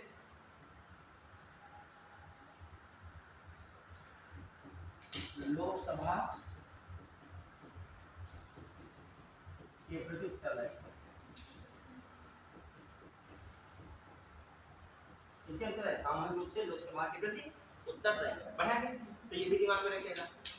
आगे बढ़ रहे हैं, ये आर्टिकल अपने वहां बताया क्या गया, याद कीजिए, आर्टिकल 74 बताया था, याद कीजिएगा।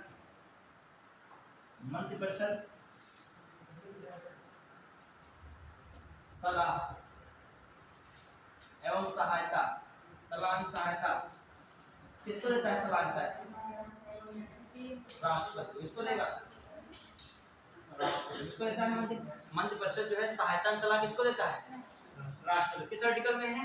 74। देखो जब पढ़ाई पीसीएस के मेंस स्तर की आती है, मतलब प्रीलिम्स टू मेंस और डिग्री, तो कुछ लोगों को नींद भी आ सकती है, ठीक है। कुछ लोग जो है उसको जो है धारा प्रवाह को छोड़ देते हैं। अभी जो है छोटा टॉपिक को आधा घंटा पढ़ाना हो, उसमें जो 1 घंटा खूब बंडे के साथ से मौज मस्ती से पढ़ाया, ये है हंसी उसी, तो आपको अच्छा है। लेकिन ये विषय जो है बड़ा गहराई वाला है, मतलब ये विषय जो है इसमें मतलब आपका दिमाग भी हटना नहीं चाहिए, कोई नई चीज नहीं बता रहा हूँ, आप रिकॉल कीजिए। मैंने पढ़ाया था प्रधानमंत्री में, नहीं पढ़ाया था उसमें आर्टिकल 74 क्या पढ़ा था? रिकॉल करो, याद करो, क्या पढ़ाया था? क्या पढ़ाया था मैंने 74 में? कि मंत्रिपरिषद होगी वो राष्ट्रपति को क्या देगी? सहायता एवं सलाह देगी। वही तो बात है, परामर्श राष्ट्रपति करेगा या राष्ट्रपति को परामर्श लेना होगा तो किससे लेगा? मंत्रिपरिषद से। तो किसमें आर्टिकल है? रिवीजन ही कर लो, ये आर्टिकल बहुत पूछा जाता है 74 75, शायद पुलिस के भी पिछली पुलिस शिफ्ट हुई तो उसमें आया 75 74 आया था, ठीक है। आइए आर्टिकल 75 में, आर्टिकल 75 में क्या बताया गया था? जो उत्तरदायित्व वाली बात है, देखिए यही मैं लिखे दे रहा हूँ, जो टू यहाँ पे मैंने कहा लिखा है व्यक्तिगत रूप वाला। देखो व्यक्तिगत रूप वाला किस आर्टिकल में है? 2 में है। किसमें है? मंत्रिपरिषद व्यक्तिगत रूप से किसके उत्तरदायी है? क्यों? क्योंकि व्यक्तिगत रूप से नियुक्ति मंत्रियों की किसने की थी? राष्ट्रपति ने। तो व्यक्तिगत रूप से किसके उत्तरदायी रहेंगे? तो ये कौन सा कहता है? 75 का 2। और ये जो है सामूहिक रूप से किसके उत्तरदायी है? लोकसभा के। किसके उत्तरदायी है? ये कौन कह रहा है? आर्टिकल 75 का 3 कह रहा है। और एक और बात, इसमें जो 1 क्या कहेगा? राष्ट्रपति पीएम की नियुक्ति करता है एवं उसकी सलाह पर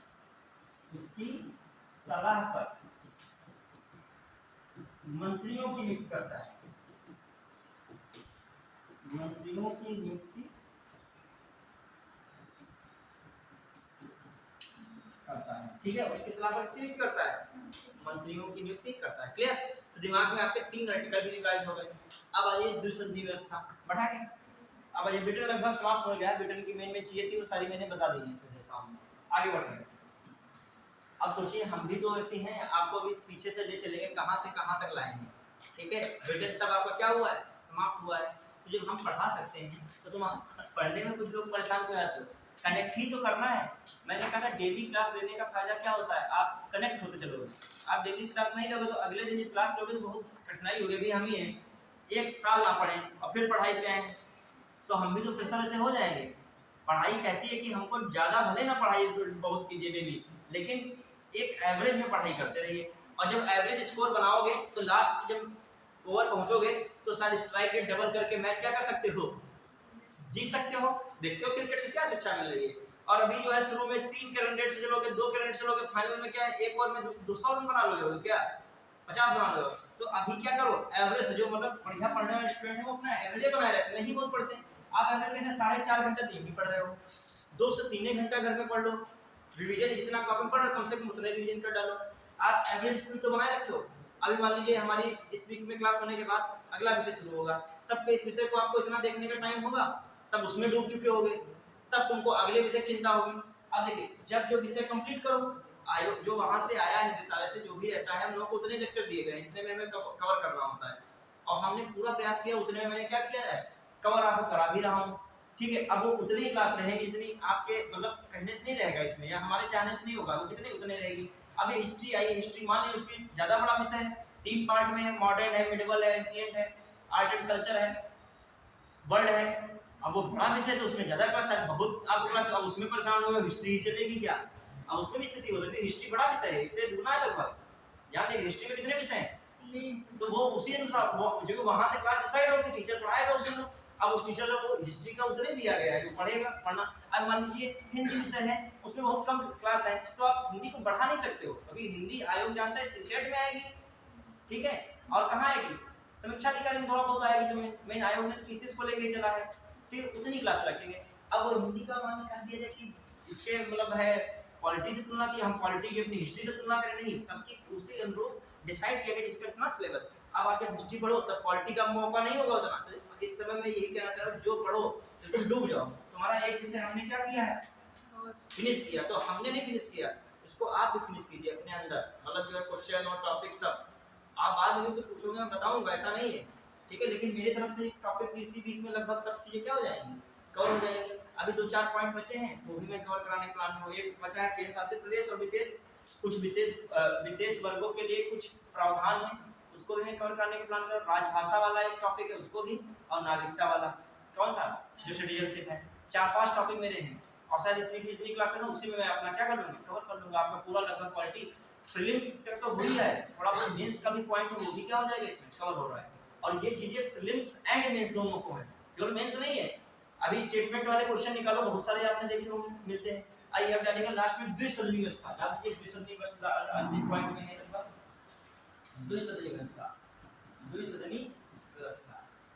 अब आई द्विसदनी व्यवस्था में क्या है देख लीजिएगा, भारत में भी है और कहां पे है, वहां पर भी है, वहां पर भी द्विसदनी है।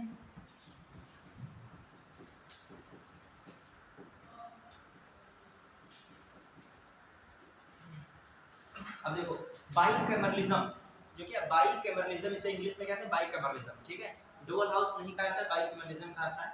आइए अब देखते हैं हम लोग द्विसदनी व्यवस्था, वहां पे द्विसदनी व्यवस्था में क्या देखने को मिलता है बताइए, वहां पर House of Commons, House of Commons, ठीक है। अब यहाँ पर कौन है, House of Lords, House of Lords. यहाँ पर जो हाउस ऑफ कॉमन्स है इसे कहते हो कौन, निचला सदन या निम्न सदन, कौन सा कहते हो, निम्न सदन, ठीक है। और यहाँ पर कौन है, उच्च सदन है, और इसे कह सकते हो, ये एक और चीज से कह सकते हैं, द्वितीय सदन है, प्रथम द्वितीय सदन, प्रथम सदन किसे कहते हैं, भूल जा रहे हो, प्रथम सदन ये होता है, उच्च से ही प्रथम नहीं कह दोगे, उच्च मतलब अलग है, ठीक है। ये अपर हाउस हो गया, एक साथ क्या हो गया, अपर हाउस, और ये क्या है, लोअर हाउस। देखो हम लोगों ने तो अब भारत को आजाद होने के बाद, संविधान लागू होने के बाद ये व्यवस्था अपनाई कि निचले सदन से कोई विधेयक होता है पास हो रहा है, फिर उस सदन में पास होता है, फिर राष्ट्रपति उस पर अंतिम साइन वगैरह करते हैं। लेकिन जो उनके व्यवस्था में जाओ वो तो बहुत पहले से बना रहे थे, देखा जाए आप पढ़ रहे हो भारत स्वतंत्रता अधिनियम जब आया था, वो लोअर हाउस से पास हुआ, लॉर्ड हाउस से पास हुआ, तब फाइनली जो वहाँ ब्रिटिश सम्राट ने उसको मंजूरी दी फाइनली, तब यहाँ पे लागू हो पाया। तो ये तो उनके व्यवस्था पहले चल रही थी, लेकिन अब जैसे ही कॉपी देखो कुछ कुछ हम लोग नहीं कर रहे हैं। अब आइए अपने यहाँ दो दूसरा देंगे, अपने वहाँ कौन सा वही चल रहा है, यहाँ पे इधर हम कौन लोकसभा लिख रहे हैं, और दूसरा कौन है, राज्यसभा है, ठीक है। लोकसभा में कौन सा है, निचला सदन या निम्न सदन, ठीक है। और यहाँ पर कौन है, उच्च सदन, क्लियर। यहाँ पर ये कौन है, प्रथम सदन, फर्स्ट हाउस, और ये कौन है, सेकंड हाउस, द्वितीय सदन, क्लियर। तो हम लोगों ने इस तरीके से यहाँ पर जितनी भी मेन चीजें थी वो क्या करनी है, लगभग कवर करनी है। देख लीजिएगा जितनी भी चीजें मैंने बतानी थी कि इससे जो कंपैरिजन किया था वो लगभग वही। अब एक बार मैं पीछे की ओर रिपीट क्वेश्चन ना एक है, एक और चीज लिखेगा शैडो कैबिनेट। कौन सी कैबिनेट? शैडो छाया मंत्रिमंडल, लिखिएगा छाया मंत्रिमंडल, छाया मंत्रिमंडल। अपने वहां भी ऐसा नहीं, ठीक है, अपने वहां ऐसा नहीं। छाया मंत्रिमंडल क्या है? Shadow cabinet. मांग हो रही थी अपने वहां, विपक्ष के द्वारा मांग की जाती है शैडो कैबिनेट की। समझना है क्या मैटर है शैडो मंत्रिमंडल में, कि जो सरकार होती है उसमें मंत्री होते हैं कि नहीं? सरकार के मंत्री होते हैं, वास्तविक जो सरकार होती है। तो शैडो कैबिनेट के अंदर क्या आता है? जो अपोजिशन पार्टी है समांतर सरकार के तहत। कौन सरकार के तहत? समांतर सरकार के तहत उसके सदस्यों को, जो मंत्रिमंडल के जो सदस्य हैं, जो मंत्रिमंडल के क्या मंत्री हैं, उनके समकक्ष बनाना और उनके कार्यों पर क्या रखना? निगरानी रखना। समझ पाया कि नहीं कुछ? अब देखो देसी भाषा में ये कि मान लीजिए सपोज दैट शिक्षा मंत्री हैं, तो अपोजिशन अपने ही समांतर सरकार बनाकर शिक्षा मंत्री अपनी तरफ से किसी को बना देगा। समझ रहे हो कि नहीं? हालांकि वो मान्यता प्राप्त नहीं होंगे क्योंकि उन्हें जनता थोड़ी बना रही है। जनता से चुन के कौन सरकार आई है? जो वास्तविक सरकार है। लेकिन कार्यों की निगरानी उस पर रखेंगे। वो क्या रखेंगे? जो कि मतलब जब संसद में मीटिंग होगी तब बताएंगे उनसे क्या कमी रह गई। अब इमेजिन करो ये काम जो हो भले ना बनी हो शैडो कैबिनेट, लेकिन होता जरूर होगा पीछे इसके। समझ रहे हो कि नहीं? आप भी सोचो, जैसे मान लीजिए जब बहुत बड़े स्तर पर युद्ध होता है तो क्या होता है? ये मैच ही हो रहा है, क्रिकेट मैच है, इंडिया टीम है और ऑस्ट्रेलिया। तो इंडिया के प्रत्येक खिलाड़ी के पीछे उनका जो है एक खिलाड़ी सेट किया जाता होगा। समझिए रणनीति से क्या, डिप्लोमेसी कैसे, क्या कि रोहित शर्मा का कार्ड ढूंढना है तो उनका कोई प्लेयर, हार्दिक पांड्या कोई कार्ड ढूंढना है उनका, केएल राहुल का ढूंढना है उनका, सूर्य प्रताप यादव का ढूंढना है उनका। मतलब एक जो है क्या बना दिया जाएगा। समझ रहे हो कि नहीं? तभी तो बराबर का मैच क्या होगा। हम लोग तो पूरा ये टीम देख रहे हैं वो टीम देख रहे हैं, ऐसे सोचिए। ऐसा नहीं होता जो आप सामने देखते हो वही होता है। हर व्यक्ति के पीछे एक व्यक्ति को क्या किया गया है? लगाया गया है कि उसको टारगेट करेगा। तो यहीं पे जब मुकाबला उधर वाला कमजोर वाला इधर वाला ज्यादा हावी तो वो जीत जाएगी मैच टीम। क्लियर? तो यही व्यवस्था क्या है हिसाब से? Cabinet, shadow cabinet. मतलब कैबिनेट नहीं, कैबिनेट पर छाया पड़ती रहे इस कैबिनेट की। समझ रहे हो? तो शैडो कैबिनेट मांग की गई, लेकिन शैडो कैबिनेट लेकिन वहां पर शैडो कैबिनेट की व्यवस्था है। कहां पर? ब्रिटेन में। समझ पाया कि नहीं? हर मंत्री के पीछे एक समांतर सरकार में क्या बना दिया जाए? मंत्री बनाया जाए। लेकिन वो वास्तविक मंत्री नहीं होगा, उसको मान्यता कोई ऐसी नहीं मिली है कि कोई संवैधानिक कार्य कर सकता है। हाँ, लेकिन उसकी कमियों को निगरानी रख सकता है, उसके कार्यों की समीक्षा इत्यादि कर सकता है। करने का मतलब क्या? संसद में उसके लिए बोल सकता है कि ये फोर्स बाहर करना चाहिए, ठीक है। ठीक है, तो इस तरीके से हम लोगों ने क्या किया, इस टॉपिक कवर किया। देखिए कहाँ से हम लोग कवर करके आए थे, पूरा ही चला गया, बैक ही हो गया, पूरा बैक होता ही नहीं था। चलिए आज के इधर रखते हैं इसमें। अब नेक्स्ट क्लास में जो रहेगा क्या रहेगा? अमेरिका से तुलना और